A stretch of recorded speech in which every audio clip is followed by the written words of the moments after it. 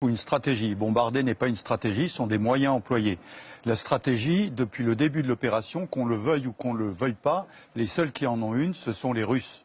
Et les Russes ont une stratégie diplomatique, opérative et tactique. Et ils mettent les moyens pour cela.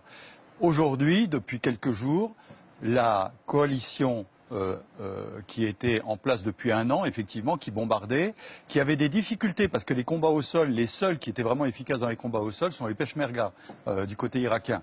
L'armée irakienne est en train de piétiner, doit se réorganiser parce que la prise de Mossoul ne peut se faire qu'avec des sunnites.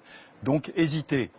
Du côté syrien, en revanche, les Russes ont clairement dit, et on peut ne pas partager leur point de vue, nous appuyons les seules forces qui tiennent au sol, qui sont les forces syriennes contre Daesh. Parce que l'opposition syrienne, diplomatiquement, existait probablement à Londres, à Paris et à Washington, mais n'existait pas en Syrie. Et surtout, les forces syriennes libres n'existaient pas. Les Américains ont dépensé 500 millions de dollars pour former 60 combattants qui sont passés chez Daesh avec armes et bagages. Donc c'était un vrai scandale. Donc aujourd'hui, sur le plan militaire, on arrive à une coordination de ces deux coalitions. Et ces deux coalitions vont enfin lutter contre Daesh. Le problème diplomatique est un autre problème. Et là, effectivement, la sortie de crise avec la présence de M. Bachir al-Assad est un problème qui doit être réglé. On en reparlera après.